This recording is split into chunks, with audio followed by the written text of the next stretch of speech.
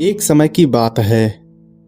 एक महाज्ञानी पंडित हिमालय की पहाड़ियों में रहते थे।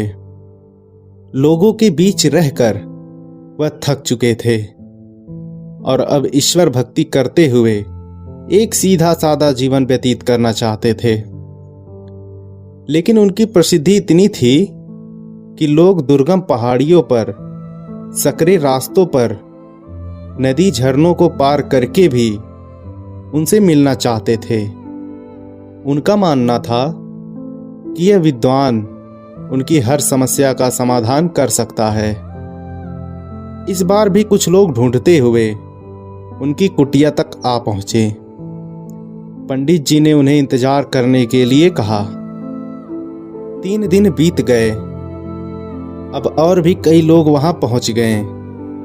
जब लोगों के लिए जगह कम पड़ने लगी, तब पंडित जी बोले, आज मैं आप सभी के प्रश्नों का उत्तर दूंगा, पर आपको वचन देना होगा कि यहां से जाने के बाद आप किसी और से इस स्थान के बारे में नहीं बताएंगे, ताकि आज के बाद मैं एकांत में रहकर अपनी साधना कर सकूं।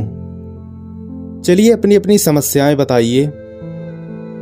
यह सुनते ही किसी ने अपनी परेशानी बतानी शुरू की, लेकिन वह कुछ शब्द ही बोल पाया था कि बीच में किसी और ने अपनी बात कहनी शुरू कर दी। सभी जानते थे कि आज के बाद उन्हें कभी पंडित जी से बात करने का मौका नहीं मिलेगा, इसलिए वह सभी जल्दी जल्दी से अपनी बात बताना चाहते थे। कुछ ही देर में वहां का दृश्य मछली बाजार जैसा हो गया और अंततः पंडित जी को चीख कर बोलना पड़ा, कृपया शांत हो जाइए, अपनी अपनी समस्या एक पर्चे पे लिखकर मुझे दीजिए। फिर सभी ने अपनी अपनी समस्याएं लिखकर आगे बढ़ा दी। पंडित जी ने सारे पर्चे लिए और उन्हें एक टोकरी में डालकर मिला दिया और बोले, इस टोकरी को एक दूसरे को पास कीजिए। हर व्यक्ति एक पर्ची उठाएगा और उसे पढ़ेगा। उसके बाद उसे निर्णय लेना होगा कि क्या वह अपनी समस्या को इस समस्या से बदलना चाहता है। हर व्यक्ति एक पर्चा उठाता गया, उसे पढ़ता और सहम सा जाता।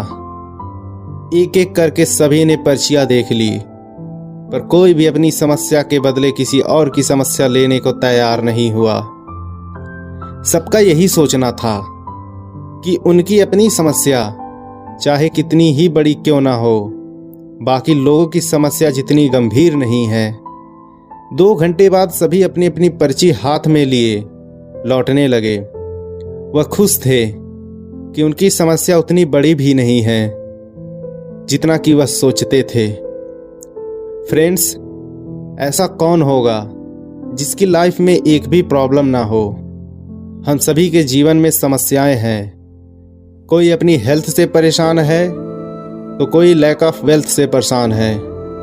हमें इस बात को एक्सेप्ट करना चाहिए कि लाइफ है तो छोटी बड़ी समस्याएं आती ही रहेंगी। ऐसे में दुखी होकर उसी के बारे में सोचने से अच्छा है कि हम अपना ध्यान उसके निवारण में लगाएं, और अगर उसका कोई सॉल्यूशन ही ना हो तो अनप्रोडक्टिव चीज़ों पर फोकस करें।